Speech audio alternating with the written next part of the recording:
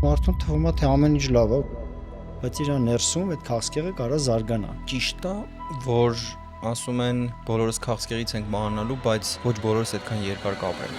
Հնարավոր է բոլոր տեսակի քաղցկեղները կանխել, ցավոք հնարավոր չի։ Բժիշկներին ձեռնատու չի, որ քաղցկեղը բուժվի, որովհետև իրենք դրա վրա շատ մեծ փողեր են աշխատում, ինչ կպատասխանես այս հարցը։ Ծխողներից մոտավորապես 5-ից 1-ը հնարավոր է, որ կյանքի ընթացքում ունենա քաղցկեղ։ Վաու։ Մարդիկ չեն կարող անընդհատ հետազոտվել։ Տարին մի անգամ կամ երկու տարին։ Տարին մի անգամը կարա չփրկի։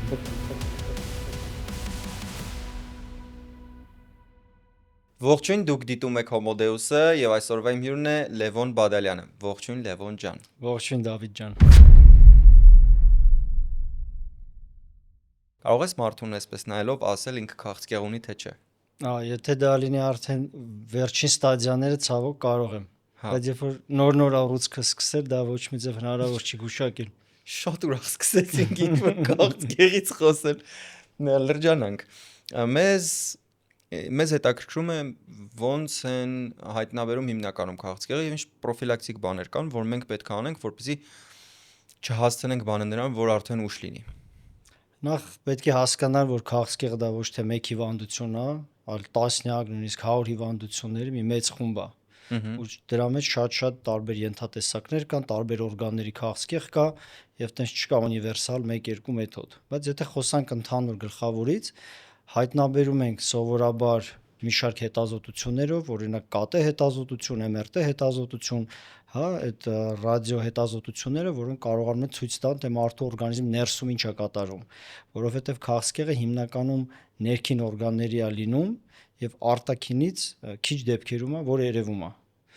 Օրինակ, եթե քաղցկեղը նենց մակերեսային օրգանի է, ինչպիսին է կրծքագեղձը, հա, դա կարա կինը նկատի իր մոտ եւ ինքը դիմի բժշկի, բայց օրգանների մեծ մասը արտաքինից չեն երևում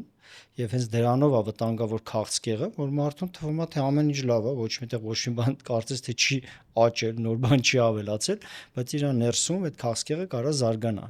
Դրա համար հետազոտությունները դրանք այդ ԿՏ, MRT, սոնոգրաֆիա այդ հետազոտություններն են, որը բոլորից որ հայտնի Ինչքան է։ ժամանակը մեկ մարդիկ խորհուրդ կտակ, որ անցնեն այդպիսի հետազոտություն։ Այստեղ հարցը գալիս է մի ուրիշ հարթություն, թե արդյոք հնարավոր է բոլոր տեսակի քաղցկեղները կանխել նախապես հետազոտվելով։ Ցավոք հնարավոր չի։ Մեն մի շարք քաղցկեղներ կա, որ կարելի է նախապես հետազոտերով կանխել եւ այդ հետազոտությունները խորհրդատրվում ցուցված անել, դրանք կոչվում են սկրինինգային հետազոտություններ, բայց ցավոք շատ այլ օրգանների քաղցկեղներ նախապես հետազոտվելով սովորաբար արդյունքի չեն հասնում, որովհետեւ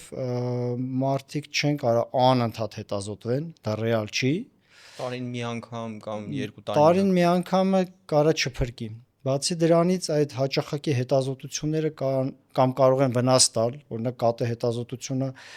ամեն տարի նույնիսկ մեկ անգամ անելը դա ռադիոակտիվ ճառագայթներ են, որոնք վնաս են, հենց իրանք կարող են բերել քաղցկեղի, եթե մարդը օրինակ 10 տարի շարունակ անընդհատ ԿՏ հետազոտություն անցնի։ Իսկ մյուս հետազոտությունները, որոնք որ անվնաս են, դրանք կարող են կամ չնկատեն քաղցկեղը, կամ շատ հաճախ իրանք ինչ որ մի կեղծ սխալ պատասխան են տալիս ու մարդուն գցում են մեծ խնդիրների մեջ, հետազոտություններ, անալիզներ, բիոպսիաներ։ Դրա համար միջազգային պրակտիկան եկել է նրան, որ միայն որոշ կոնկրետ ուռուցքներ կարելի է նախապես հետազոտվել, այդ սկրինինգը անցնել, իսկ շատերի համար հնարավոր չի։ Այսինքն ճիշտ եմ հասկանում, որ հիմնականում այն տարածված խոսույթը, որ մենք հանդիպում ենք պատահական են հայտնաբերում քաղցկեղը, այդ իրականին բավական մոտ է։ Այո։ Դեպքերի մեծ մասը կարելի ասել, որ քաղցկեղը կամ պատահաբար, կամ ոչ թե պատահաբար, այլ ինչ որ մի գանգատ մարդ արդեն նկատում է, պատկերացում չունի, որ իր մոտ քաղցկեղ է։ Ինքը նորմալ առողջ իր կյանքով ապրել է, մտքով չի էլ անցել, որ մոտը կարա լինի քաղցկեղ, բայց մի օր մի գանգատով միտեղ ցավում է կամ միտեղ ինչ որ մի արտադրություն է գալիս, տարբեր նշաններ է լինում։ Գնում օրինակ սկզբից սոնոգրաֆիայի, սոնոգրաֆիստը ասում է, վայ, գիտեք, ձեր մոտ ինչ որ վատ բան եմ տեսնում, մի հատ գնացեք ԿՏ անցեք։ ԿՏ-ն անում են, ասում են, գիտեք, ձեր մոտ գոյացություն է, այս ինչ կամ այս ինչ օրգանի, հետո գնում են ուռուցքաբանի եւ այդպես արդեն բիոպսիա է արվում եւ այլն եւ արդեն հաստատվում է, որ մարդ ունի քաղցկեղ։ Բայց հատուկ նշաններ, որ մարդ պետք է նախապես ունենար, ինչ որ ամիսներ շարունակ, կոնկրետ ասենք այս նշան ունի, ուրեմն դրա մոտ քաղցկեղ է, չկա։ Այսինքն հիմնականում դա երբեք մտքով մարդու չի անցնի, որ իր մոտ քաղցկեղ է։ Եթե մարդը ժամանակ առ ժամանակ ունի ինչ-որ սովորություններ կամ ինչ-որ բաներ, որոնք որ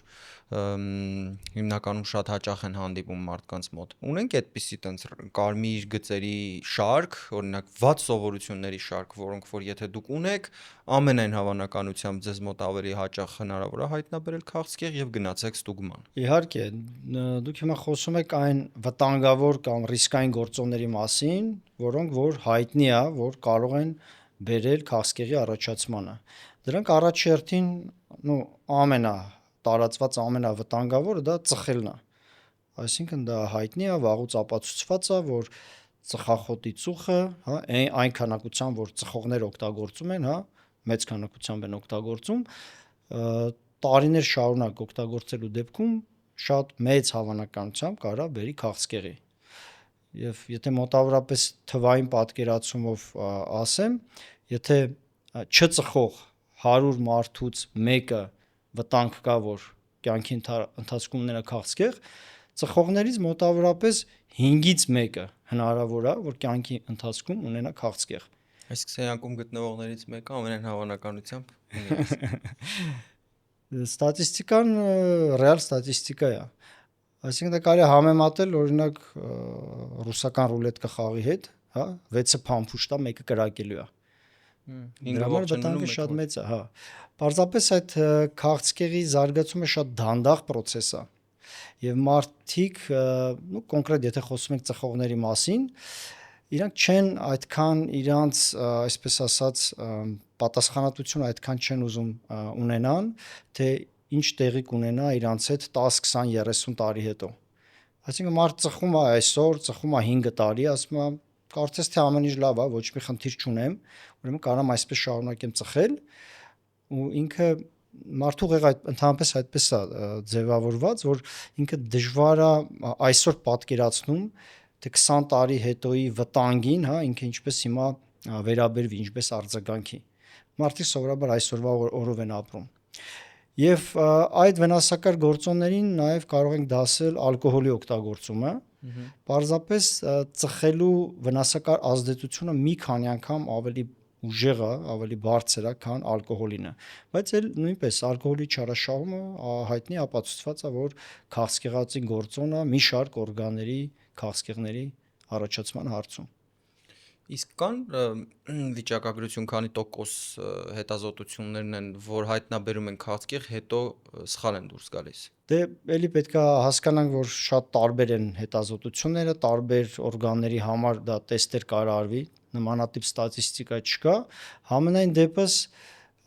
եթե շատ մոտավորապես պատկերացնենք, եթե օրինակ 100 ծխող տղամարդ զուտ գնա կատե հետազոտություն անցնի, ցանկացած պահի, ոնց է լինի այդ 100 տղամարդկանցից մի քանիսի մոտ նոր սկսվող ինչ որ քաղցկեղի նշաններ արդեն կհայտնաբերվեն։ Հիշեցնեմ, որ Homo Deus podcast-ը նկարահանվում, պատրաստվում եւ առաջխաղացվում է Spin Ideas Agency-ում։ Spin-ը Հայաստանում ամենամեծ վիդեոկոնտենտ արտադրելու ստուդիան է, որն ունի ավելի քան 20 տաղավար եւ դեռ տաղավարներ ավելացնում են։ Այստեղ իրականություն են դառնում ձեր յուրաքանչյուր պատկերացումները վիդեոկոնտենտի վերաբերյալ շատ པարզ եղանակով։ Գալիս եք, նկարվում եք եւ վերջ, իսկ մնացած ամբողջ աշխատանքը կատարում է թիմը, որը աշխատում է միայն նրա համար, որ դուք ունենաք հրաշալի պրոդուկտ։ Զանգեք նշված հեռախոսահամարով ու պատմեք ձեր պատկերացումների մասին, իսկ մնացածը թողեք Spin Ideas Agency-ի թիմին։ Այդ ճիշտ է, որ ասում են բոլորս քաղցկեղից ենք մահանալու, բայց ոչ բոլորս այդքան երկար կապրենք։ Այդպիսի վարկած կա, այո, որովհետեւ քաղցկեղը դա տարիքային նաեւ հիվանդություն է։ Այսինքն տեսեք, եթե մարդ վնասակար սովորություն չունի, շատ լավ գենետիկա ունի, առողջ կյանքով ապրում, իդեալական, սնունդը, օդը, ջուրը, ամեն ինչ իդեալական, տարիքը արդեն, երբ որ ինքը մեծացավ, ծերացավ, տարիքը արդեն նույնպես գործոն է, որը բերում է քաղցկեղի առաջացմանը, որովհետև տարիքի ընթացքում մարդու օրգանիզմի մեջ անխուսափելիորեն առաջանում են մուտացիաներ բջիջների մեջ, բջիջների գեների Այդ մեջ։ հետաքրքրում ոնց է սկսում քաղցկեղը, ինչ է քաղցկեղը։ Քաղցկեղը դա ինչ է, դա մեր սեփական բջիջների կոնկրետ մեկ բջիջի փոփոխությունն է, երկար process է, այսինքն այդ երկար տարիների ընթացքում բջիջների մեջ DNT-ի փոփոխություններ է տեղի ունենում եւ այդ փոփոխությունների հետևանքով առողջ բջիջը քիչ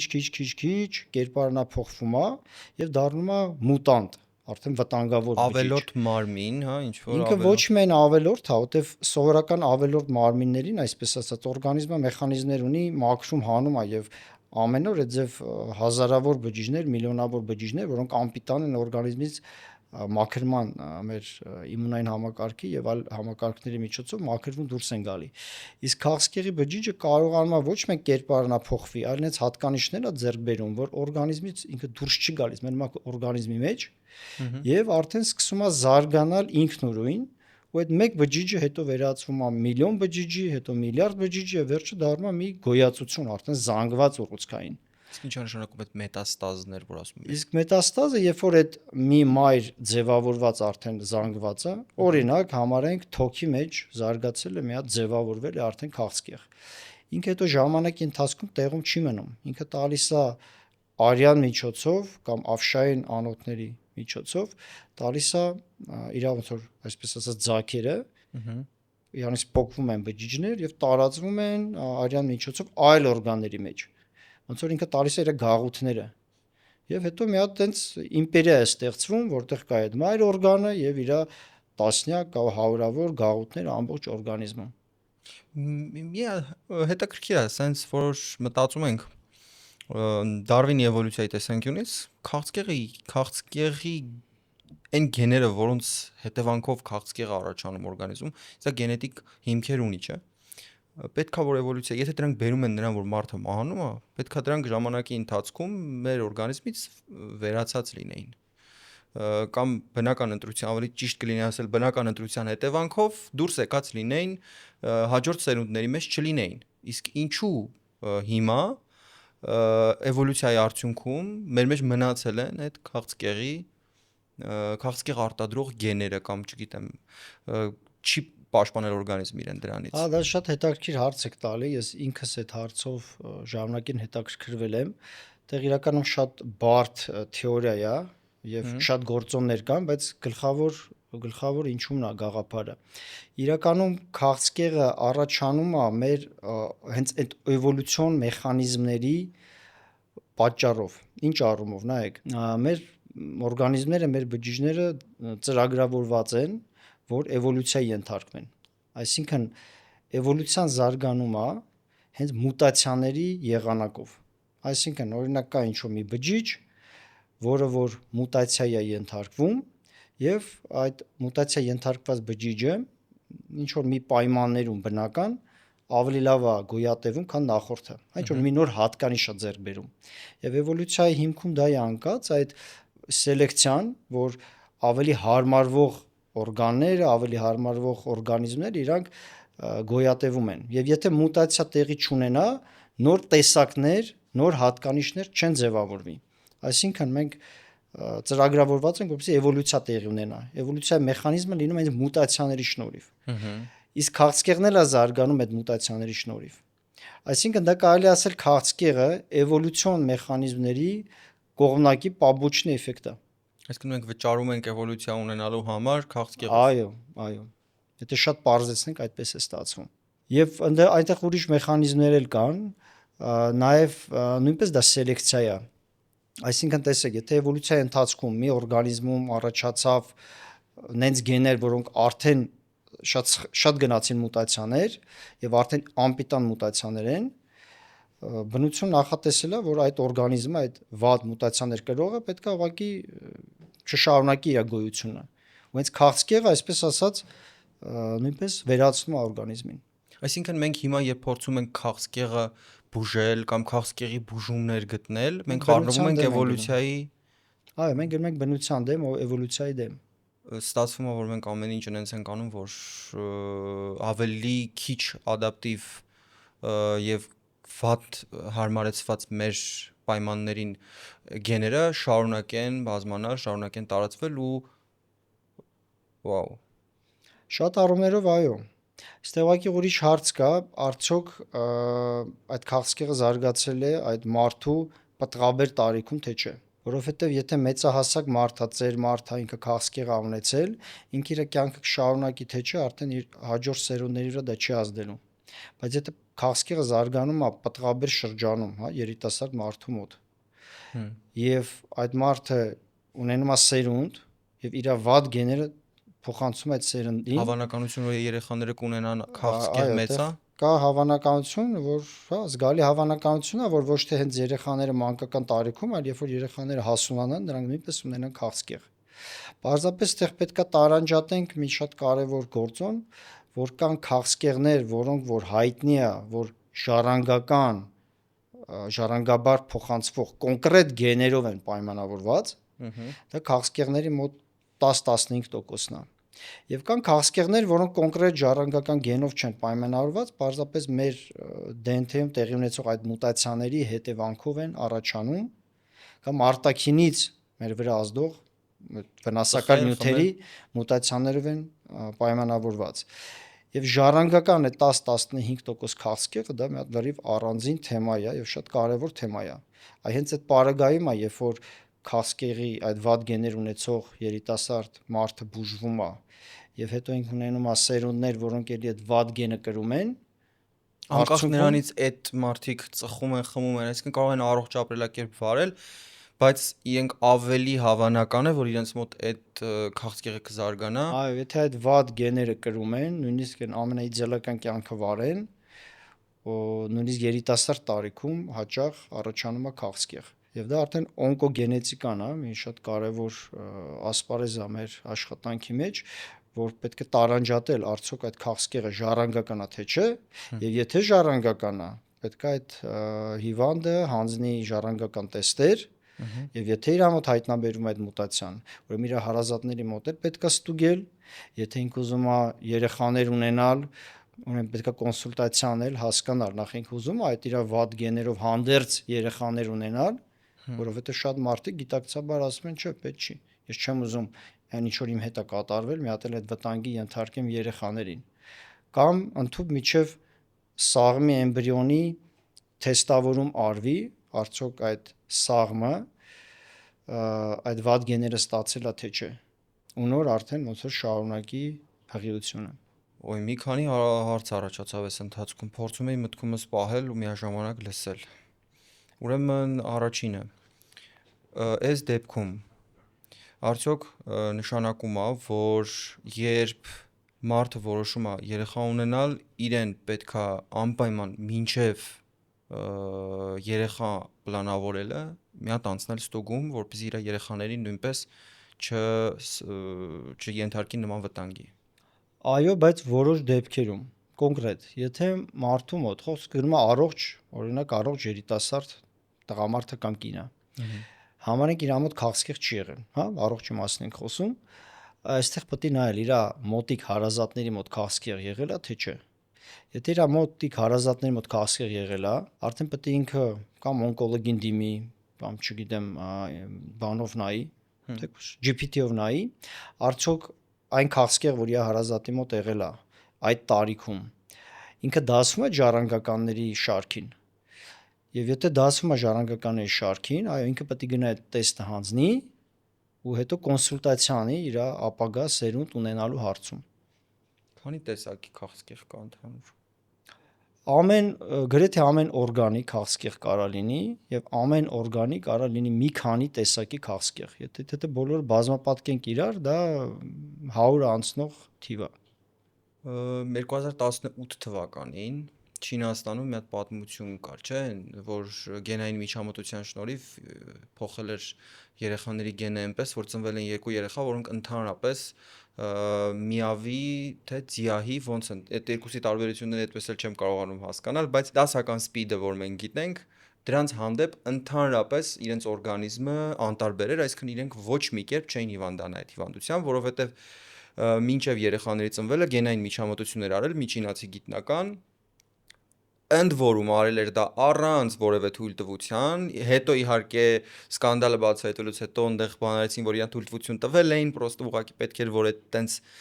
որ սկանդալը ավելի մեծ մասշտաբի չվերածվի եւ այլն։ Հարցս. արդյոք եթե գենային միջամտությունը կարողանում է կանխել սպիդը, մի օր կգա օր, երբ գենային միջամտության շնորհիվ կկարողանանք ընդհանրապես կանխել ցանկացած քաղցկեղի առաջացում։ Թեորետիկ կարծում եմ, որ այո, այդ օրը կգա, բայց դա մոտ ապագայում չի լինի, որովհետև դա շատ բարդ է այդ ամեն ինչ անել։ Բացի դրանից, ինչպես ասեցի, քաղցկեղների մի փոքր տոկոսն է, որ հստակ գիտենք այսինչ գեներով է պայմանավորված, իսկ շատերի կոնկրետ այս գենետիկ նախնական իր պատճառը պարզ չի։ Եվ հերո ապագայում շատ հնարավոր է, այո, այդպիսի միջամտություններով հնարավոր լինի այնպես անել, որ ծնվեն մարդկանց սերունդ, որ քաղցկեղ ընդհանրապես չունենա։ Այդ արդյոք դրանում արհեստական բանականությունը դեր ունի թե չէ, որովհետև կարանք մենք առանց արհեստական բանականության դրան հասնենք, թե մեզ այդ հարցում անպայման պետք են այդ տեխնոլոգիաները։ Դե իմ անձնական կարծիքով ապագայում մենք առանց արհեստական բանականության ոչ մի բան չեն կարող անել, որովհետև արհեստական բանականությունը այսօր արդեն մտել է մարդու առօրյա կյանք եւ քանի տարեցտարի ավելի է խորանալու կոնկրետ բժշկության մասով կամ գիտության մասով անխուսափելի է, որ առանց արհեստական բանականության ոչ մի քայլ չի կատարվելու։ Արհեստական բանականությունը պարզապես օգնում է, որ բոլոր քայլերը ավելի արագ կատարվեն, սխալների քանակը նվազեցվեն եւ այո, այդ գենետիկայի մեջ, օնկոգենետիկայի մեջ կամ ընդհանրապես գենետիկայի մեջ դա շատ լայն այսօր արդեն կիրառում ունի եւ հետագայում ինչ որ քայլեր անեն նմանատիպ, հա, անպայման դա իր տեղ ունենալու է։ Այսինքն սպասենք, որ ապագայում արհեստական բանականության զարգացման հետ շատ հնարավոր է քաղցկեղը հաղթահարենք։ Ես վերջերս մի հետաքրքիր վիդեո էր Instagram-ում պատահել, բոլորը ծափ էին տալիս եւ այլն, այս որ քաղցկեղի հետ կապված ինչ-որ բան էր, որ հայտնաբերել էին, որ դա վիճակագրորեն փոխում էր ինչ-որ բան, որը շատ մեծ ինչ-որ ռեզոնանս էր առաջացրել։ Այդ վիդեոն ինձ մի 10 հոգի ծանոթ մարդ շեյր արեց ու հարցրեց, այս ի՞նչ է նշանակում։ Իրականում դա ինչ է, ամեն տարի նոր դեղեր են սինթեզվում, ստեղծվում եւ փորձարկվում քաղցկեղի բուժման հարցում։ Եվ քանի որ կան քաղցկեղի շատ տեսակներ, ամեն տարի նույնիսկ մի քանի տարբեր դեղեր են սինթեզվում այս կամ այն քաղցկեղի բուժման համար։ Այդ դեղը, որ այդպիսի մեծ դրական աղմուկ հանեց, կոնկրետ ենթաստամոքսային գեղձի քաղցկեղի բուժման հարցում էր, որովհետև այդ ուռուցքը ամենաագրեսիվներից է, ամենադժվար բուժվողներից եւ շատ բուժառուներ շատ սահմանափակ տարբերակներ ունեին դեղորայքի, որը կարար ազդեր, հա, իրանց հիվանդության վրա եւ վերջին մոտ մի 5 տարին ոչ մի նորություն այդ ասպարեզում չէր եղել, շոշափելի նորություն եւ վերջապես կարողացան գիտնականները ստեղծեն եւ փորձարկեն եւ դրական լավ արդյունքներ ստանան կոնկրետ այդ հիվանդների համար։ Բայց ցավոք դա այնպիսի մեծ արդյունք չի ցուցաբերել, ինչքան որ աղմուկ է հանել։ Այսինքն դա մի դեղ չի եղել, որը որ փրկել է հիվանդների մեծ մասին։ Մի որոշ տոկոսին է փրկել կամ մի որոշ զգալի տոկոսի կյանքը հնարավոր է եղել ավելի երկարացնել, զգալիորեն երկարացնել, բայց դեռ ֆանտաստիկ արդյունքներ դա չի գրանցել։ Հասկացա։ Մի խոսքով դեռ զարմանալու բաներն առջևում են։ Հա, դեռ շատ անելիք կա, շատ նոր դեղերի ենք սպասում եւ ամեն տարի մոտակա 10 տարին ես վստահ եմ նոր դեղեր կտեսնենք, հենց նույն արհեստական բանականությունը այս դեղերի սինթեզին էլ է շատ լուրջ մասնակցություն ունենում, կարողանում է գտնել թե այս ուռուցքի բջիջների համար որ դեղը ավելի լավ կաշխատի կամ նույնիսկ եթե դեղը չկա, այդ արհեստական բանականության միջոցով կարողանում են ստեղծել մոլեկուլը, որը որ ոնց որ բանալին, որը կսազի այդ բանի համար։ Իմիտացիա են անում, էլի։ արհեստական Ինքը բանականության հա, ինքը մոդելավորում է, այսպես պարզացած պատկերացնում է, թե կոնկրետ որտեղ կաշխատի այդ քաղցկեղի վրա եւ հուշում է գիտնականներին, որ պետք է ստեղծել այս դեղը։ Շատ պրիմիտիվ ասած, սկզբունքը դա է։ Դրա համար սպասվում է, որ մոտակա 10 տարվա մեջ բավականին շատ եւ հեղափոխական դեղամիջոցներ են սպասվելու այս ասպարեզում։ Լավ, իսկ Հայաստանում դրանով զբաղվում են։ Հայաստանում դեղորայք չեն ստեղծում այդ կարգի, որովհետև դա շատ մեծ գումարներ է պահանջում, շատ լուրջ լաբորատորիաներ է պահանջում, շատ լուրջ գիտնականներ է պահանջում։ Հայաստանում վերջի տարիներին ինչ են անում, այն դեղերը, որոնք արտասահմանում փորձարկում են, ու ցանկացած նոր դեղ փորձարկում են, որոնք որ փորձարկում են հիվանդների վրա, Հայաստանի մի շարք կլինիկաներ մասնակցում են այդ փորձարկումներին եւ հիվանդը կարա մոտենա այդ կլինիկա եւ եթե իր ախտորոշումը համընկնում է այդ հետազոտության պահանջների հետ, իր դիագնոզը, տարիքը եւ մնացածը, մարդը կարի իր ցանկությամբ, իր ստորագրությամբ ասի ես ուզում եմ մասնակցեմ այդ նոր դեղի փորձարկմանը։ Եվ այդ դեղը հնարավոր է փորձարկեն օրինակ ԱՄՆ-ում, Եվրոպայում, տարբեր երկրներում եւ ներառյալ Հայաստանում։ Դա կոչվում է կլինիկական փորձարկություն։ Եւ մարդիկ կան մասնակցեն այդ կլինիկական փորձարկություններին։ Բայց դեղամիջոցը հայկական չի, դա ինչ որ այլ երկրի դեղամիջոց է։ Շատ ափսոս, որ Հայաստանում չկա նման զարգացած համակարգ, որ մեր բժիշկներն էլ ունենան նման ներդրում, բայց մենք ուժեղ բժիշկներ ունենք այդ ոլորտում շատ։ Հա, բայց դեղերի ստեղծման հարցում կարևորը ոչ թե բժիշկը, այլ ֆարմացևտները, ֆարմակոլոգները, հենց դեղագործները։ Եվ դա շատ նեղ ուղղվածություն է։ Մեծ գիտնականների թիմ է պետք այդ գործի համար։ Շատ լավ։ Առօրյա կյանքում ինչ սովորություններ, ինչ սննդային վարք, բացառելով ծխախոտն ու ալկոհոլը, շատ ավելի առօրյա ու ավելի բնական պայմաններում որ սնունդներն են կամ որ նյութերն են, որոնք որ եթե կարդում ենք ու բաղադրության մեջ կա, նպաստում են քաղցկեղի զարգացմանը։ Այդ վնասակար կամ քաղցկեղածի նյութերը շատ են։ Ամենակարևորներից հայտնիներից դա վերամշակված, ապխտած միսն է։ Այսինքն ամեն տեսակ երշիկներ, կալբասեղեն, դրանք պարունակում են հայտնի ապացուցված է քաղցկեղային գործոններ, քաղցկեղածին գործոններ։ Սարդելկաները չէ, այն որ sense մի քիչ վարդագույն են, այլ են ավելի մուգ։ Չէ, բոլորը, սկսած այդ սարդելկաներից, նրբերշիկներից, տարբեր տեսակ, այսինքն ջերմային մշակում անցած կամ կոնսերվանտ պարունակող կամ ապխտած այդ բոլոր կատեգորիաները մսերի իրանք պարունակում են այս կամ այն տոկոսային պարունակությամբ կանցերոգեններ, քաղցկեղածին նյութեր։ Եվ դա մսի, հա, վերաբերյալ fast food-ը կարա պարունակի այդ նույն գործոնները, տարբեր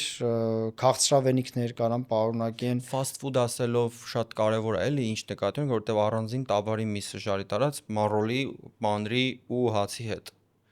Ասեմ, դա քաղցկեղածին է։ Եթե միսը տապակած է, խորոված է ավելի շատ, այն աստիճանի, որ ինքը սև արդեն իր կորեչկան ունի, ինքը արդեն սև այդ ածխացած մասը արդեն վնասակար է։ Եթե օրինակ ստեյք է, որը ոչ մի այդ սևացած մաս չունի կամ սովորական ջերմային եփում անցած միս է, դա վնասակար չի, բայց խորոված ածխի վրա կամ նույն համբուրգերի միսն էս լավ սևացած, դա արդեն կարա պարունակի, կամ եթե համբուրգերի միս է, բայց կոնսերվանտներ է պարունակում։ Օրինակ կան միջազգային այդ ցանցերից աղացած մսերի ինչ որ բաներ։ Այսինքն ես օրինակ ինձ էլ է հետաքրքիր, չգիտեմ, KFC կա բան նման միջազգային այդ ֆրանշիզաներ, այդ մսերը կարծում արտասահմանից սառեցրած գալիս են։ Եվ դրանց մեջ շատ հնարավոր կան կոնսերվանտներ, որ դրանք երկար պահպանվեն։ Ու ոչ մեկ այդ ուտելիքը գնելուց ուտելուց չի մտածում, հա, մեջը կոնսերվանտ կա թե չկա։ Յանց վրա նույնիսկ այդ ցանկը գրածել չի։ Դու ուղղակի վերցնում ուտում ես առանց բաղադրություն իմանալու։ Շատ կարևոր է, որ մենք հիմա KFC-ին ոչ մի բանի մեջ չենք մեղադրում։ Ուղղակի մենք օրինակ ենք բերում ու խնդրում եմ այս ամենին վերաբերվել ու հասկանալ, որ սա ուղղակի օրինակի համար է, Հա, զուտ օրինակ միջազգային այդ ցանցերի, որոնք արտասահմանից եկած սառեցած մսով, այստեղ պատրաստում են սնունդ, ու դա կարող լինի ամեն տեսակ սնունդ, որը թե արտասահմանից է լինում, թե Հայաստանում է գուցե արտադրվում, որը պարունակում է կոնսերվանտներ։ Այդ վտանգը կոնսերվանտների մեջ է, վտանգը դիմ ասած ջերմային մշակման մեջ է, նույն փակ բանկաներով այդ կիլկիները, շպրոտները դրանք էլ են վնասում։ Ոչ բոլորը, բայց եթե դրանք պարունակում են մի շարք կոնսերվանտներ եւ ինչքան շատ կոնսերվանտ է պարունակում, այդքան վտանգը մեծ է։ Ինչքան իա սռոկը պահպանման մեծ է, ուրեմն այդքան շատ կոնսերվանտ է պարունակում, այդքան ուրեմն իր վնասը տրամաբանորեն այդ շարքի մեջ ընկնում են մուրաբաները, կոնսերվանտ պարունակող Մուրաբան կարա յոգուրտները։ չպարունակի կոնսերվանտ, որտեղ մուրաբայի մեջի հենց շաքարը, քաղցրությունը արդեն կոնսերվանտի դեր է կատարում, հա, եւ արդյոք դրա մեջ կան լրացուցիչ կոնսերվանտներ թե չէ, դա պետքա նայել էտիկետկայի վրա։ Այսինքն ճիշտ եմ հասկանում, որ պապաները, որ մի քիչ խորովածը վառում են ու մոխրացած sense մի քիչ վառած խորոված են դնում սեղանին, այդ արդեն քաղցկեղածին վտանգ է պարունակում։ Հա, բայց եթե այդ խորովածը ուտել ամիսը 2 անգամ, դա դժվար թե վնաս տա, բայց եթե նման միս ուտել ամեն օր, այդ դա արդեն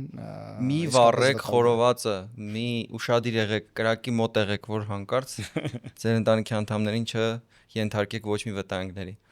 Շատ լավ, մսից խոսեցինք, հիմա այլ սննդի տեսակներ կան, որոնք որ մենք ամեն օր օգտագործում ենք, բրինձ, նպարեղենից, չգիտեմ, մակարոնեղենը, կատնամթերքից, այլ սնունդներից, որոնք կարող են քաղցկեղածին գործոններ պարունակել, դա օրինակ նույն կարտոֆիլը, որը կարտոֆիլ ֆրի տեսքով, հայ ֆաստ ֆուդի մեջ բավականին շատ հանդիպում է, բոլորը շատ սիրում են, այդ ձեթի մեջ բազմաթիվ անգամներ տապակած, վերատապակած, ջերմային մշակում անցած, նույնպես հա դա վատ է։ Էդի տանը չէ, այսինքն տանը արած այդ մեր դասական կարտոշկա ժարիտը չի։ Տան արած է, դու մի անգամ այդ ձեթի մեջ արեցիր, վերջ, այդ ձեթը թափեցիր, արդեն նորից մեջ չես անի, բայց այդ ֆաստ ֆուդի կետերում սովորաբար մի ձեթի մեջ բազմաթիվ անգամ, որ խորովում են այդ կարտոֆիլը, ինքը արդեն կուտակվում է այդ վտանգավոր վնասակար նյութերը։ Եվ ցանկացած այդ ֆրիները, չիփսերը, այդ խրխրթան ամեն ինչ որ կա, այդ սիրուն փաթեթավորած, կարող լինի տարբեր ուտելիքներ, քաղցրավենիք,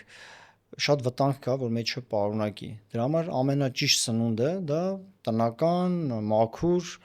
միրգն է, բանջարեղենն է, կատնամթերքը, միսը, թարմ, տանսարկած, դա ամեն ինչ լավ է, բայց այն ինչ որ վաճառում են սուպերմարկետներում կամ ֆաստ ֆուդում, պոտենցիալ կարա իր վտանգ պարունակի։ Այն ինչը որ կարող ենք առնել, դա վտանգավոր է, այսինքն հիմնականում առնում ենք սուպերմարկետից, չգիտեմ, փաթեթավորված պիլմենի։ Եթե այդ պիլմենի ժամկետը երկար է, առավել եւս եթե ինքը ներկրված է դրսից, ուրեմն իր մեջ քաղցկեղածի նյութերը շատ են։ Պոտենցիալ կարա լինի, այո։ Իսկ ինչքան երկար օգտագործումն է բերում նրան, որ մոտավորապես էլ, այսինքն չգիտեմ,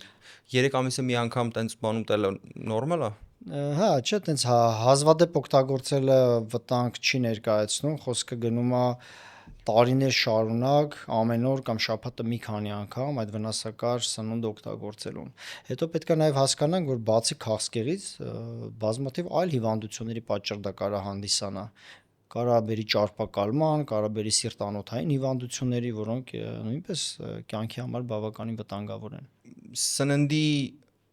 բազային ցանկը անցանք։ Հիմա հացահատիկի տեսակները՝ ոսպ, բրինձ, ձավար, նմանատիպ ուտելիքները ունեն իրենց մեջ նման ռիսկ։ Այդ առօրյա բոլորիս կողմից լայն կիրառվող բնական ուտելիքները, հա, օրինակ բրինձն է, ոսպն է եւ այլն, եթե իրանք մաքուր, էկոլոգիապես մաքուր աղբյուրներից են, դրանց մեջ վտանգ չկա։ Ոնց իմանանք էկոլոգիապես։ Այդ դա արդեն դժվար է իմանալ, որ պետքա եթե հնարավոր է փորձել ճշտել, թե որ երկրից է եկել, եթե եկել է ինչ-որ մի հեռավոր Հնդկաստանից, կարող է այնպիսի վայրում աճել, այնպիսի ջրով է ջրվել, որ մեջը վնասակար նյութեր լինեն, կարող է ծանր մետաղներ պարունակի, եւ դա շատ դժվար է իմանալ։ Մի խոսքով ամեն մեկս մեր տանը պետքա կամ լաբորատորիա ունենանք, կամ պետքա համակերպենք, որ մենք չենք կարող իդեալական նենց սնվել, որ Փաստացի, ռիսկի հա, չի ենթարկվում։ փաստացի, այո, եւ ես նույնիսկ վստահ չեմ, որ Հայաստան մտնող այդ բոլոր օրինակ հացահատիկ եղենը արդյոք անցնում է պատշաճ ինսպեկցիա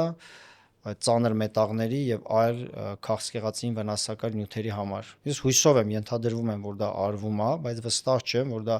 այդ մանրամասնությամբ ստուգվում է, որովհետեւ շատ բրենդեր կան եւ շատ տարբեր ծագումներ ունեն։ Եվ պոտենցիալ վտանգ կարա լինի, այո, նույնիսկ այն ամենաանմեղ հացահատիկի կողմից։ Ինչպես բոլոր նորմալ մարդիկ, բոլորս էլ ժամանակ առ ժամանակ ունենում ենք մոտիվացիայի հետ խնդիրներ։ Եվ դա նորմալ է, քանի որ շատերս սխալ ենք պատկերացնում, թե ինչ է իրականում մոտիվացիան, եւ հենց այդ պատճառով էլ ես գրել եմ գրողի տարած մոտիվացիա գիրքը։ Գիրքը չի պատմում սովորական մանտրաներ այն մասին, թե պետք է բոլորը ձգտեն առաջ գնալ եւ հասնեն մեծ բարձունքների, որովհետեւ դա է կյանքի իմաստը։ Գիրքն այն մասին է, թե ինչպես ձևակերպել մոտիվացիան եւ դարձնել այն բանաձև ձեր կյանքում, որը կախված չի լինի ոգևորությունից, լավ տրամադրությունից կամ այլ կողմնակի հանգամանքներից։ Գրքում նկարագրված են գիտական փորձեր եւ ուսումնասիրություններ այն մասին, թե ինչպես է մարդկանց մոտ առաջանում մոտիվացիան, եւ այս գիրքը կարելի է համարել առաջին գիրքը, որը գրվել է հենց մոտիվացիայի մասին։ Եթե բնակվում եք արտասահմանում, գիրքը կարող եք ձեռք բերել անկյունում նշված QR կոդով անցնելով Bookinist-ի կայք։ Եթե դեռ վերջնականապես չեք կորցրել մոտիվացիան ու կարող եք տանից դուրս գալ ու գնալ գրախանութ, ապա գիրքը կարող եք ձեռք բերել Bookinist գրախանութների ցանցից եւ մնացած բոլոր այլ գրախանութներից։ Գիրքը ձեռք բերելով դուք նաեւ կաջակցեք այս ոդքասթին, որպեսզի այն լինի մշտական եւ որակյալ։ Շնորհակալություն։ Լևոն ջան, այս ամենի մասին շատ հաճախ մտածելը ու անհանգստանալը չի կարող ավելի շուտ բերել քաղցկեղի, քան ուղակի հանգիստ ուտել է այդ ամենը։ Չէ, շատ քիչ են մարդիկ, որոնք որ չափից շատ են մտածում, վախենում քաղցկեղից։ Այդպիսի տերմին կա, կոչվում է կանցերոֆոբիա կամ քաղցկեղավախություն։ Նման մարդիկ քիչ են, հա, եթե մարդու մոտ այդ դիագնոզն է կանցերոֆոբիա, դա իրան վնաս կպատճառի եւ նման մարդկանց նույնիսկ բուժում է հարկավոր, բայց առհասարակ սովորական առողջ մարդը այդքան շատ չի մտածում դրա մասին, պարզապես ճիշտը որն է, մենք պետք է ձևավորենք մեր սովորույթները եւ մեր մշակույթը ամեն մեկս մեր ընտանիքում, մեր շրջապատում, թե ինչա կարելի ուտել, ինչ չի կարելի ուտել, որ աղբյուրներից կարելի է օգտվել սնունդի, վնասակար սովորություններ չունենալ, վարել առողջ ապրելակերպ, այսինքն դա մարդու ապրելակերպ է։ Դուք ինքներդ պահում եք այդ ձեր շրջապատում կարողանում եք պահել այդ կանոնները, որովհետև շատ դժվար է, քեզ այդտեղ հրավիրում են հարսանիք, այստեղ հրավիրում են օրը 3 հատ հանդիպման, դու ամբողջ օրվա ընթացքում կենտրոնում ես ու ժամանակ չունես գնալու ինչ-որ տնական նորմալ բան ուտելու, փողոցում ինչ-որ մի բան արագ ուտում ես, որ հասցնես մյուս հանդիպումից այն մյուս հանդիպում, ու այսպես sense ինչ-որ կյանքի ռիթմ կա, որը հատուկ է շատ մեծ թվով մարդկանց ու որոնք ուղղակի այդ ռիթմի մեջ գրեթե իրենց մոտ անհնար է, էլի այդ փոփոխությունը։ Ինչ խորհուրդներ կարող եք տալ այդ մարդկանց,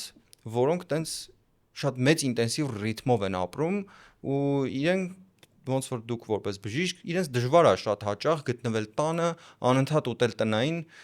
մաքուր ինչ-որ սնունդ։ Բարեբախտաբար հիմա Հայաստանում շատ զարգացած է սննդի ցանցերը, սննդի առաքումը եւ կամ բազմաթիվ հնարավորություններ, եթե տանը չեն պատրաստում, ուտել այդ տնականին մոտ ուտելիք։ Այսինքն օրինակ ես չեմ խմում օրինակ կոլա կամ նմանատիպ խմիչքներ, չեմ օգտագործում fast food, ինչ որ խոսացինք, հա, ինչ որ free է Ընդհանրապես կամ հա, դա կարող է շատ հազվադեպ լինի, տարվա մեջ կարող 1-2 ինչ որ մի դրվագ, դες պարզապես այդ սնունդին չեն վերաբերվում որպես սնունդի։ Եվ եթե ռիթմը այնպեսին է, որ ստիպված պետք է ինչ-որ մի fast food-ից ընտրես, դրանց մեջ էլ կան fast food-եր, որոնք որ շատ թարմ, առանց վառածի, առանց կարմրածի, թարմ համեղ ուտելիք են պատրաստում, եւ դա սովորության բան է, այսինքն պետք է սովորել, որ դա է լավը, դա է ճիշտը։ Այսինքն դա սնունդ է, այն մյուսը սնունդ չի։ Բայց ինի համով է։ Ահա, այդ ուրիշ բան։ Այսինքն մարդը գնում է գայթակղության։ Իսկ մարդկության ամենամեծ խնդիրները սկսում են գայթակղությունից։ Դրա համար պետքա ոչ թե գնալ գայթակղության եւ ասել, որ կոլան համով է եւ խմել երեխաներին է տանը տալ կոլա խմեն, այլ պետքա ասել, որ չէ, խմեք ջուր, խմեք տնական հյութ, կոմպոտ խմեք, հա, կամ ջերմուկ խմեք։ վերջը։ Կոլայի մասին այդ միֆ չի, այսինքն։ Չէ, միֆ չի, չկա կոնկրետ ուղիղ ապացույց, որ կոլան բերում է այսինչ տեսակ քաղցկեղի, բայց իր մեջ կան մի շարք նյութեր, թեկուզ եթե վերցնենք շաքարը, որը որ երկար տարիների օգտագործման ընթացքում կարա բերի տարբեր հիվանդությունների։ Չասենք կոլա, ասենք սոդային ըմպելիքներ։ Հիմա գազավորված այդ սոդային հիմքով ըմպելիքները քաղցր։ Օրինակ ունեմ ընկեր, ով օրվա ընթացքում նվազագույնը մի լիտր խմում է։ Պետրոսը, Ատամնաբույժ։ Դա սարսափելի շատ է։ Ես զարմանում եմ, ոնց մինչև հիմա ինքը չի մահացել։ Դե իր մոտ կա կոնկրետ վտանգ, որ օրինակ աղիքի քաղցկեղ կարա զարգանա, բայց չգիտես երբ, դա կարա լինի տասնյակ տարիներ հետո, որովհետև այդ process-ը քաղցկեղի զարգացման, ինչպես նշեցի, շատ դանդաղ է գնում, շատ աննկատ։ Ինքը բջիջների մակարդակով, DNT-ի մակարդակով շատ երկար process է։ Իսկ ինքը կարող գենետիկորեն այնքան ուժեղ լինի, որ իր օրգանիզմում ուղղակի չզարգանա ոչինչ։ Իհարկե, բայց ոչ մեկ չի իմանում։ Տեսեք, մարդիկ կան, որոնք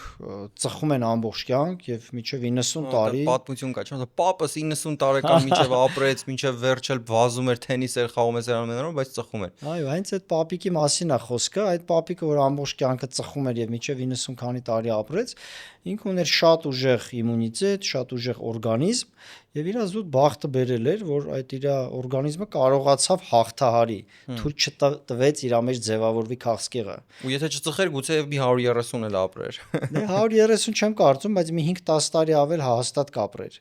Բայց ոչ մեկ չի կարա վստահ լինի իր օրգանիզմի վրա, որտեվ մի օր որ հիվանդությունը առաջանում է, արդեն էլ չես կարա հետ գնաս։ Իսկ չեն կարա գենետիկ թեստ անցնեն, մարդիկ իմանան մոտավորապես ինչ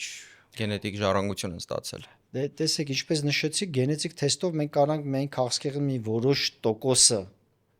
կանխատեսենք, ու ասենք, այ գիտես դու ունես այս վատ գեները, վերջը սիգարետին մոտիկ չգաս։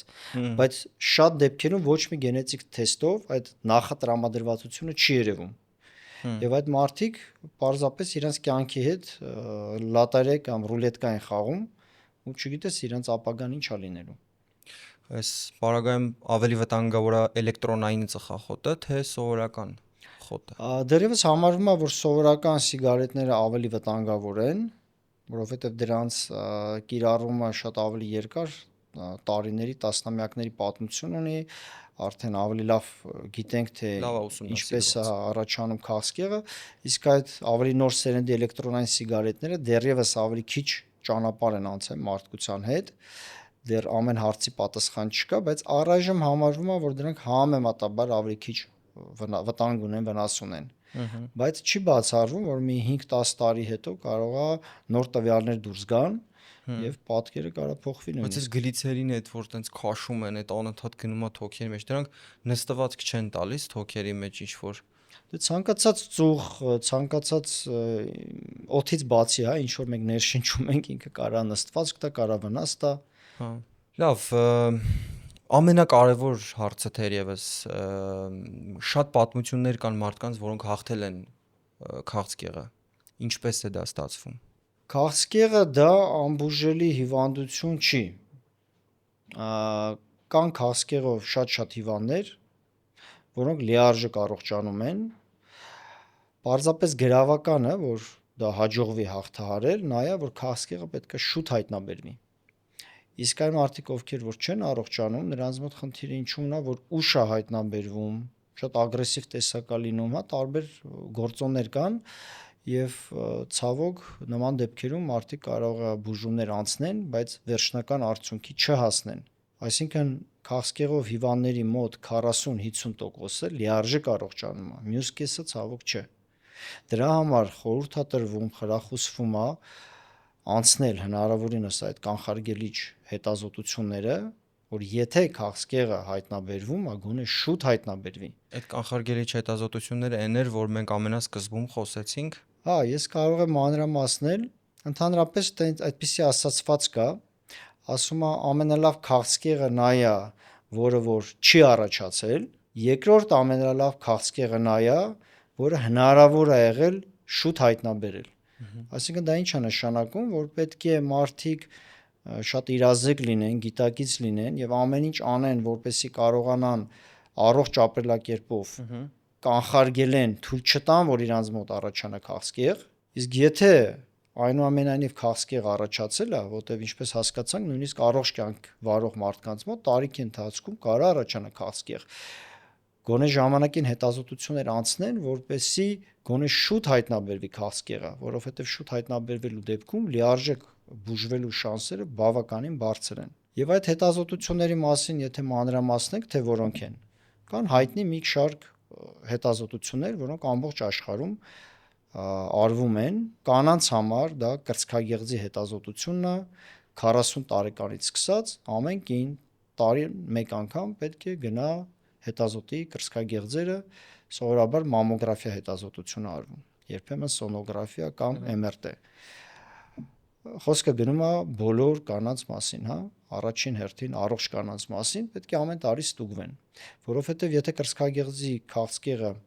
փոքր չափսի դեռ կես սանտիմետր կամ նույնիսկ 1 սանտիմետր չափով հայտնաբերվեց, քանի դեռ ինքը չի մեծացել, ճյուղավորումներ չի տվել, լիարժեք բուժվելու շանսերը բավականին բարձր են։ Մյուս հետազոտությունները, որը խորհուրդ է տրվում անել, տղամարդկանց մասին խոսանք, դա շագանակագեղձի քաղցկեղի ոչ թե կանխարգելման, այլ վաղ հայտնաբերման արյան տեստ է, որը կոչվում է PSA։ Տղամարդկանց մեծ մասը այդ տեստի մասին կարծում եմ լսել են։ Դա սովորական արյան անալիզ է, որը տևում է 10 րոպե, գնում են լաբորատորիա, այդ անալիզը հանձնում են,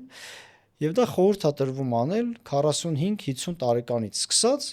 ամեն առողջ տղամարդ պետք է տարեկան մեկ անգամ գնա այդ արյան անալիզը տա։ Եթե հանկարծ իր մոտ այդ արյան անալիզը բարձր է գալի, արդեն պետք է դիմի ուռուցքաբանի կամ ուրոլոգի, որ արդեն հաջորդ քայլեր իմանա թե ինչ անի։ Մյուս կարևոր հետազոտությունը դա աղիքի քաղցկեղի վաղ հայտնաբերման համար կա երկու հետազոտություն։ Մի հետազոտությունը հեշտ հետազոտություն է, դա կղանքի մեջ թաքնված արյան տեստ է, որը ամեն տարի, այսինքն կղանքի անալիզ են ստուգում եւ կանայք եւ տղամարդիկ 50 տարեկանից սկսած։ Եվ կա մի հետազոտություն, որը կոլոնոսկոպիան է, այսինքն գործիքի կամերայի միջոցով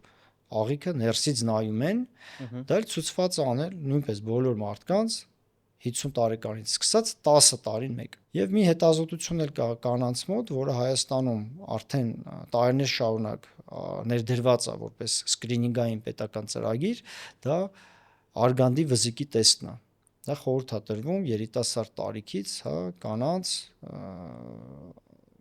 մի քանի տարին մեկ արգանդի վզիկից քսուկ են վերցնում, որպեսզի տեսնեն այնտեղ սկսվող քաղցկեղ կա թե չկա։ Եվ այդ հետազոտությունները անելով հնարավոր կլինի շատ մեծ տոկոս քաղցկեղներ կանխել։ Իսկ այն քաղցկեղները, որը հնարավոր չէ պրոֆիլակտիկ հետազոտություններով կանխել, մարդիկ պետք է պարզապես շատ զգոն լինեն, եթե փոքր ինչ գանգատ են ունենում, չսպասել խորանալուն եւ շուտ դիմել բժիշկներին։ Լավ, Լևոն ջան, դուք հաստատ շատ եք հանդիպել մարդկանց, որոնք հաղթահարել են եւ շատ մարդկանց, որոնք չեն հաղթահարել քաղցկեղը։ Ես այդպիսի պատմություններ շատ եմ լսել երիտասարդ տարիքից։ Չնայած հիմա էլ եմ երիտասարդ, բայց մի այդպես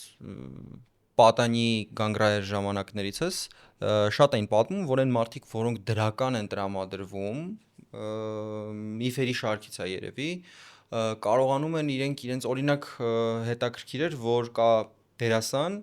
որը խաղացել էր Ռասամախայի դերը, Հյու Ջեքմանը 4 անգամ հաղթահարել էր, եթե չեմ սխալվում, էլի ինձ կներեք, եթե ուղեք մեկնաբանություններում, եթե սխալվում եմ, 4 անգամ հաղթահարել էր քաղցկեղը։ Հայերից Անի Քոչարը 2 անգամ։ Ոնց է ստացվում, ինչպես են այդ մարդիկ իրենց տրամադրում, որ իրենց մոտ ստացվում է, իսկ մյուսի մոտ ոչ։ Տեսեք, տրամադրվածությունը մենք կարող ենք ասել, որ դա օգնում է, գուցե դա օգնում է, բայց դա ապացուցված միանշանակ գործոն չի։ Երբ որ մարդ լավ է տրամադրված, չի վախում, դեպրեսիայի մեջ չի գնում, դա առնվազն իր իմունային համակարգը ակտիվ է պահում, եւ իմունային համակարգի շատ կարեւոր է քաղցկեղի դեմ պայքարելու հարցում։ Եվ հակառակը, եթե մարդ դեպրեսիայի մեջ է, ընկճված է, իմունային համակարգը ավելի թուլանում է եւ դա կարող խանգարի բուժմանը։ բայց այդ մի անգամ կամ մի քանի անգամ քաղցկեղը հաղթահարելու հարցում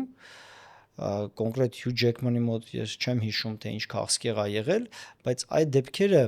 ավելի կարևոր է, որ ամենայն հավանականությամբ իրանք շուտ են հայտնաբերել, այսինքն խոսքը դուք ում որ նշեցիք, գրագետ զարգացած մարդիկ են, ովքեր որ վստահ եմ ժամանակին ստուգումներ են անցել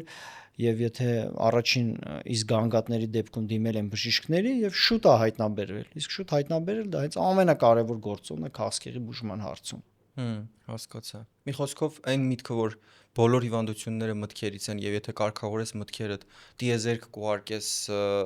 համապատասխան քանակի էներգիա, մասնիկներ եւ այդ ամենը հետ կգա քեզ բուժման տեսքով, դա ավելի շատ մոտ է միֆի, քան իրականության։ Դե ցավոք այո, որովհետեւ եթե ազնիվ խոսանք, ես իմ պրակտիկայում հիշում եմ մարդկանց, ովքեր որ շատ ուժեղ են, շատ պոզիտիվ են տրամադրված կամ առնվազն այդպես ցույց են տալիս, բայց իրանց մոտ չի եղել հաջողություն, հա, այդ բուժման հարցում եւ հակառակը մարդիկ ունենք, հիվանդներ ունենք, որոնք շատ վատ են տրամադրված, բայց իրանց մոտ անտեր արդյունքներ ա եղել, նրանք բուժվել են։ Դրա համար այդ գործոնը ես չեմ ուզում թերագնահատեմ, կյանքում կարծում եմ ամեն ինչին պոզիտիվ տրամադրված լինելը, ուժեղ տրամադրված լինելը օգնում է բոլոր հարցերում, բայց քաղցկեղի բուժման հարցում շատ ավելի կարևոր գործոններ կան։ Իսկ քաղցկեղի դեպքում ասեմ առավել վտանգավոր է այդ պոզիտիվ տրամադրվածությունը երբեմն, որովհետև նաև այդպիսի օրինակներ գիտեմ մարդկանց, որոնք ասել են դե լավ, դե մենք չենք հավատում այդ ձեր քիմիոթերապիաներին, այդ ձեր բժիշկներին, այդ ձեր ամեն ինչին, մենք կգնանք մեր ձևերով կբուժենք։ Ու ես հիմա ուզում եմ անդրադառնալ մի քանի միֆերի, մեկին արդեն անդրադարձանք դրական մտածելը, մյուս միֆը դա ինչ որ գորտի դեղ է, որը իեփած գորտի բան, որ վաճառվում է հատուկ կենթանաբանական խանութներում, կենթանիների վիտրինարսկի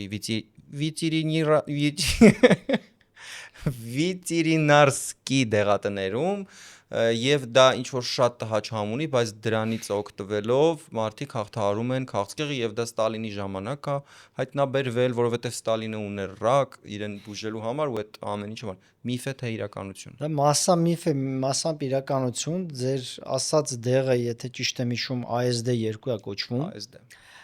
Դա օֆիցիալ դեղ չի, ոչ մի երկրում օֆիցիալ անկալոգիայում դա չի կիրառվում, բայց մենք մեր առօրյայում շատ ենք լսել այդ դեղի մասին, ավելի շատ հենց բուժառուներից ենք լսում, հենց երեք էլ կարծեմ, այո, հենց երեք պացիենտներից բուժառուներից մեկը հարցրեց, բժիշկ ջան, իսկ այս դեղը օգտագործենք մեզ կօգնի թե չէ։ Ես ուրեմն իմ փորձով, եթե կիսվեմ, մոտ 20 տարվա պրակտիկայում ուռուցքաբանության մեջ ես մենակ մեկ դեպք եմ հիշում, որ հիվանդը նույնիսկ հիշում եմ ինչ դեպքեր, թոքի քաղցկեղ ուներ եւ գլխի մեջ մետաստազներ, ուղեղի մեջ մետաստազներ, իրա ասելով, իրա պատմելով ինքը ընդունել էր միայն այդ ASD-ն եւ ես իմ աչքով տեսա, որ այդ կատե հետազոտությամբ իրա ուռուցքները մի քիչ փոքրացել էին, մի 10-20%-ով, բայց ցավոք դա չէր բերել հիվանդի առողջացմանը։ Եվ ցավոք իմ պրակտիկայում տարիների տեսնելով, հա, որ շատ պացիենտներ իրանց ցանկությամբ այդ դեղ օգտագործել են, կամ մեր բուժումներին զուգահեռ են խմել, կամ բուժումներից առանձին են ընդունել, այդ ֆանտաստիկ արդյունքները, որը որ ինտերնետում իրանք կարդացել են, իրականում դա չենք տեսնում։ Ավելի շատ խոսքից խոսք են, լավ, դա փոխանցում, հաջորդ կետը։ Շատ եմ լսել, որ մարդիկ ասում են մի գնացեք այդ քիմիոթերապիաների, ընդունեք այսինչ ընկերության բադերը ու այդ բադերի շնորհիվ ավելի հեշտ ու ավելի դանդաղ, բայց ավելի հեշտ կհաղթահարեք եւ ավելի երաշխավորված։ Օգնում են արդյոք բադերը քաղցկեղի հաղթահարման հարցում։ Չէ, ցավոք ոչ, դա իսկապես միֆ է, որովհետեւ այդ քիմիոթերապիայի դեղերը եւ ոչ միայն քիմիոթերապիա, հիմա կան նոր սերնդի շատ լավ ժամանակակից դեղեր, դա իմունոթերապիա, թիրախային թերապիա, այդ դեղերի ստեղծումը այնքան մեծ ճանապարհ անցել, այնքան լուրջ գիտնականներ, հազարավոր ուղեղներ, տասնյակ տարիներ շարունակ ստեղծել են այդ դեղերը, այսինքն շատ լուրջ դեղեր են եւ իսկապես շատ լավ արդյունք ցուցաբերող եւ դրանց հետ համեմատել բադեր, որոնք ինչ որ այնց անհայտ ծագման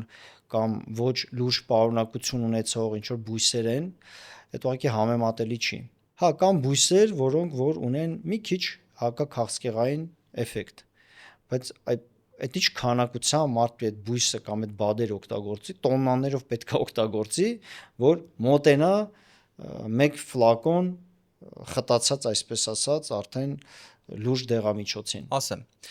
պատմություն կա, որ մարդը, ով քաղցկեղով հիվանդ էր, տնից գնում է դաշտեր, խոտ ա ուտում եւ հետո գալիս է բուժված, շաբաթներ անց գալիս է տուն բուժված, ընդհանրապես ոչ մի քաղցկեղ չունենալով։ Դա էլ է լեգենդ։ Դա կարծում եմ լեգենդ է, որովհետև ես ինքս նման մարդու իմ պրակտիկայում ականատես չեմ եղել։ Անկեղծ կասեի։ Նման բան փորձել արժի։ Չէ, չարժի, որովհետև ավելի հավանական է տենց մարդ իր վնաս հասցնի, Քո թունավոր բաներ ուտի։ կամ վնաս հասցնի թունավոր բան ուտելով, կամ ժամանակ կորցնելով, որովհետև քաղցկեղի հարցում ժամանակը շատ կարևոր գործոն է։ Ինքը կարող մի քանի ամիս նման բաներ անի, եւ վնաս տա, եւ իրականում նման դեպքեր մենք շատ ենք տեսել։ Մենք տեսել ենք, ես անձամբ տեսել եմ պացիենտներ, ովքեր սովաբուժություն են կարծես թե արել եւ եկել են արդեն հյուծված 4-րդ ստադիայում, ու այդպես իմ հիշելով ես հիմա աչքիս առաջ եկավ մի երիտասարդ կին, վերջի անգամ ինքն էր, այսինքն հյուծված արդեն վատ վիճակում, ու ինչ էի անում ես 6 ամիս սովաբուժություն էին անում, կամ 6 ամիս ինչ որ մի հատ բուսաբուժ կա, այդ բուսաբուժի տված բույսերն էին օգտագործում կամ յուղերն էին օգտագործում, այսինքն անկեղծ չեմ տեսել եւ հակառակն եմ տեսել, որ այդ բուսաբուժությունները եւ նմանատիպ ոչ օֆիցիալ բուժման մեթոդները չեն օգնում, դա պարզապես ժամանակի ծախս է, ռեսուրսների ծախս է։ Homodeus podcast-ը արտադրվում եւ պատրաստվում է մեծ թիմի աշխատանքի արդյունքում եւ յուրաքանչյուր թիմի աշխատանք ենթադրում է որոշակի ֆինանսավորում։ Ձեր փոքրիկ ֆինանսական աջակցությամբ դուք օգնում եք, որպեսզի Homodeus podcast-ը լինի երկարատև ու որակյալ։ Նշված QR կոդով անցնելով կարող եք աջակցել մեզ Patreon հարթակում ձեր փոքր ֆինանսական ներդրմամբ, ինչպես նաեւ գործում է քարտային ուղիղ փոխանցման համակարգ, որտեղ կարող եք ձեր փոքրիկ ֆինանսական աջակցությունը հայտնել Homodeus podcast-ին եւ նրա հետագա զարգացմանը։ Շնորհակալություն բոլոր այն մարդկանց, ովքեր մեզ արդեն աջակցում են։ Ձեզ ասեմ, որ այս հարցի շուրջ հասարակության մեջ կա տարածված այդպիսի դավադրապաշտական տեսություն, որ բժիշկներին ձեռնատու չի, որ քաղցկեղը բուժվի, որովհետև իրենք դրա վրա շատ մեծ փողեր են աշխատում եւ դրա համար մեզ հեռու են պահում իրական անվճար միջոցներից, որոնք կարող են օգնել հաղթահարել քաղցկեղը։ Ինչ կպատասխանես այս հարցին։ Ես չեմ ուզում ոչ մեկին վիրավորեմ, բայց գրագետ մարդը նման կարծիք կարծում եմ չի ունենա, որովհետև նախ բժիշկները չեն որոշում քաղցկեղի բուժումը, այսպես ասած։ Քաղցկեղի բուժումը ստեղծվում են այդ դեղագործական լաբորատորիաներում, որտեղ հազարավոր, դա մեկ լաբորատորիա չի, բազմաթիվ լաբորատորիաներ են ամբողջ աշխարհում, որտեղ հազարավոր գիտնականներ են աշխատում, հազարավոր բժիշկներ են աշխատում եւ չի կարա մի համակարգ, որտեղ ամբողջ աշխարհում տասնյակ հազար մասնագետներ կան, այդ բոլորը թաքցնեն ինչ որ մի գաղտնիք։ Բայց ֆարմացևտիկ մեծ կազմակերպությունները չեն կարող իրար մեջ պայմանավորվել, հանդիպել պայմանավորվել, որ պայմանական այս սեզոնին թանկացնում են գրիպի դեմ դեղը։ Պայմանական այս դեղը չենք թողարկում, որովհետև դա բերելու է ավելի քիչ գումարներ աշխատելու, մեր ընկերությունները կփակվեն դրա հետևանքով եւ այսպիսի բաներ։ Նայեք, միգուցե նման քայլեր երբեմն անում են, բայց դա չի կարանի գլոբալ քաղցկեղը բուժվում է կամ չի բուժվում մակարդակի։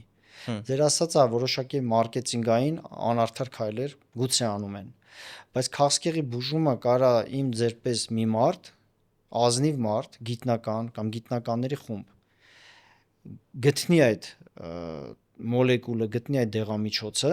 եւ իրեն չես կանգնացնի։ Այո, այդ միֆը իրեն ոչ մեկ չի կանգնացնի, ինքը կգնա միջև վերջ, կգտնի այն սպոնսորներին, ովքեր կհամաձայնվեն իրան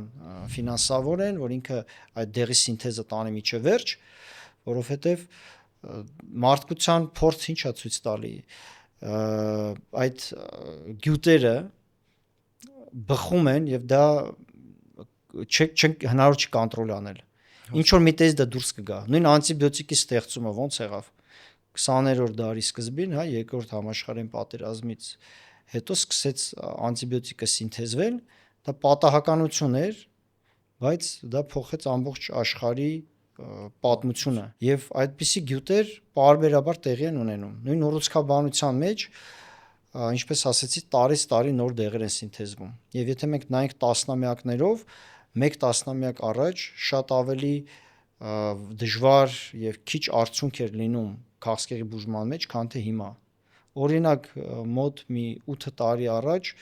Նոբելյան մրցանակ շնորհվեց երկու գիտնականների, ովքեր որ ստեղծեցին քաղցկեղի բուժման այսօր կիրառվող ամենաարդյունավետ մեթոդներից մեկը իմունոթերապիան։ Այսինքն գիտնականներին տվեցին Նոբելյան մրցանակ։ Այդ իմունոթերապիան այսօր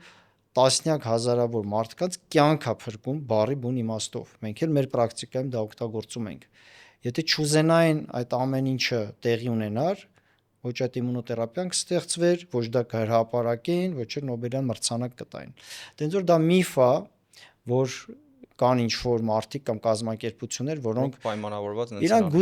գուցե կան որոշները, որոնք խոչընդոտում են, դա իրենց անձնական գործն է, հա, գուցե կան։ Բայց չեն կարող Բայց գլոբալ չեն կարող դա կանգնացնեն, որտեվ դա 1-2-10 մարդու ձեռը չի։ Հա։ Վերջին հարցը ու վերջին միֆը հեռախոսը գլխի մոտ դրած քնելը բարձի տակ կամ կողքին դնելով կարող է արդյոք ուղեղում առաջանալ քաղցկեղ։ Դեռևս չկան լիարժեք ապացույցներ դրա, բայց ենթադրություններ կան։ Դրա համար անձամբ ես աշխատում եմ մի քիչ հեռու դնել, որովհետև կարող քաղցկեղ չառաջացնի, մի ուրիշ հիվանդություն առաջացնի։ Կան, այսինքն կասկածներ, ենթադրություններ, որոշ տվյալներ, որ այո կարող է առաջացնել։ Բայց արժանահավատ հետազոտություններ դեռ չկան։ Բայց այո, դեռ խիստ հստակ դրա պատասխանը դեռ չկա։ Քանի մետր հեռավորության վրա դնեն։ Առնվազն 1 մետր։ Շատ լավ։ Շնորհակալություն Լևոն ջան ձեզ լավ հարցազրույցի համար եւ հուսամ օգտակար էր մեր դիտորդներին։ Ես էլ հուսամ, ես էլ եմ շնորհակալ։ Всё։ Գնանք քաղցկեղածին fast food ուտել։ Նայեց ով ոնց։ Մի ժամ անցավ, հա։ Հա, մի ժամ անց։ Օրը